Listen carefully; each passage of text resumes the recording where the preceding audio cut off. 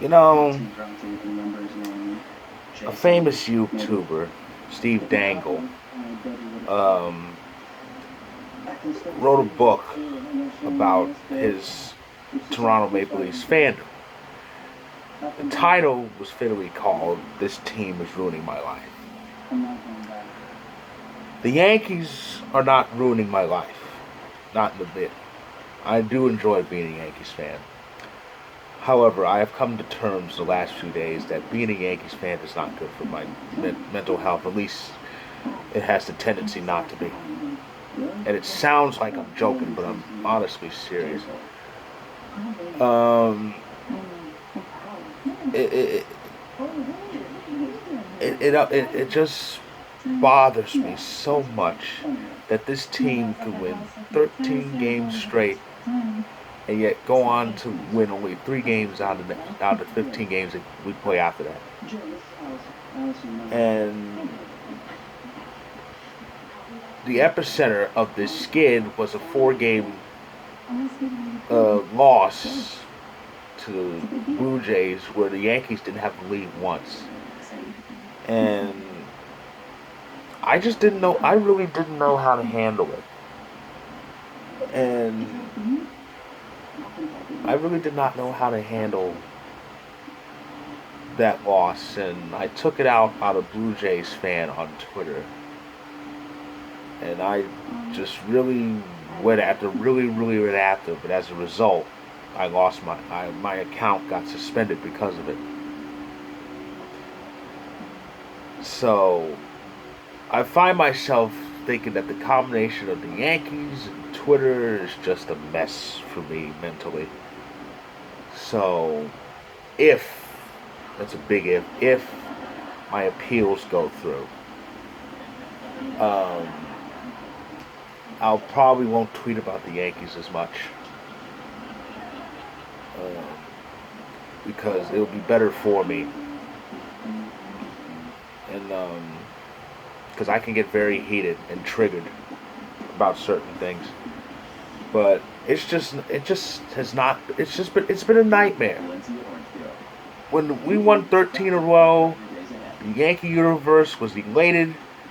Playoffs were pretty much inevitability. Now, it's a nightmare. It's just horrible. I think we're in some sort of weirdo purgatory. I don't know. But on the more upbeat news in baseball, the Brewers are really showing out. They have a magic number of 5. They can win the NL Central pretty much in less than a week. The Brewers won 5 in a row, and it was capped off by the no-hitter they pitched. It was a combined no-hitter, 2 pitchers though, Corbin Burns and Josh Hader, and they worked together to no-hit Cleveland, who's with no-hit. Well, the record book says 3 times. They got no-hit. They got no-hit in a 7-inning game. That counts to me. So they've been no-hit 4 times this season, and I think the 3 full-game 9-inning no-hitters, they were all in Cleveland. I don't know what the hell is going on with that team. I think the city was waiting for football. That's how bad it is, because the Browns are good again. Of course, the Browns just came up a little bit short, but they're going to be pretty good. But that's for another video. But yeah, the wild card, situation in the American League. Toronto's won 9 out of 10. They're the number 1 wild card. They would get the wild card game at home if the season ended right now. Toronto's number 1, Boston's number 2, and the Yankees are behind the playoff line. We won 13 straight games, and we're still somehow back behind the playoff line because we can't follow up on it. I actually said, when the winning streak snapped, I said, it's all right. We just need to win games in bunches. We're not even close to doing that. Let me stop talking about the Yankees, because again, I truly value my mental health at this moment, and the less I talk about the Bronx Bombers, the better. I'll literally feel I'm being dead serious. The Dodgers got a big win over the San Diego Padres. It's officially a two-team race. Um, as I said before, San Francisco and the Dodgers, that's still continuing. That's going down to the wire. The Mets are still alive, at least for a wild card spot. The division's kind of up in the air, even with the Braves on a losing skid. Philly's on a losing skid too. Bryce has been hitting home runs left and right, but Philly just can't seem to get wins together. Of course, the American League, the White Sox are getting close. They have a match number of 9 for the AL Central, so they can lock up the division in a little over a week's time. So yeah, that's what's going on. So let's get the standings up, and I'll get them up and recap everything. So it's 3 weeks left. Tampa is a big lead in the AL East, 9 games. Match number's 11. White Sox, match number's 9 for the AL Central. Houston's leading over Oakland and Seattle, 6.5 games up. The magic number is 14. Braves still lead the NL East, match number 16. Milwaukee, magic number is 5 over Cincinnati and St. Louis. And of course, San Francisco's match number is 17. It's still pretty close, but they have a 2.5 game lead.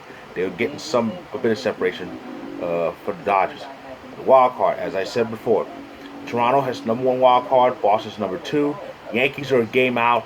A's and Mariners are each 3 games out. That's pretty much the race right there.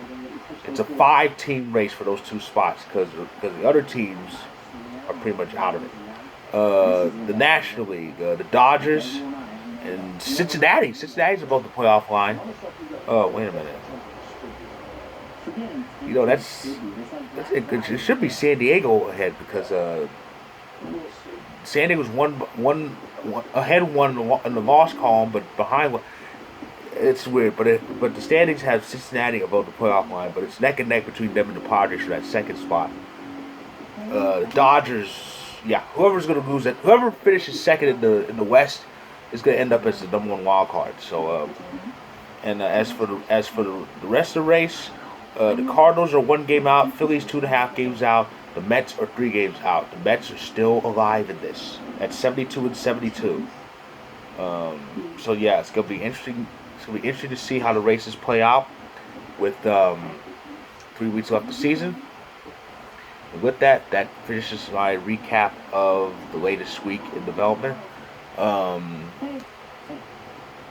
My story on Vocal about the pennant races in the last week. It will be seen in my description, so click on that to check it out, and hit like and subscribe on my YouTube channel if you like what you see. And I'll be back in a few days.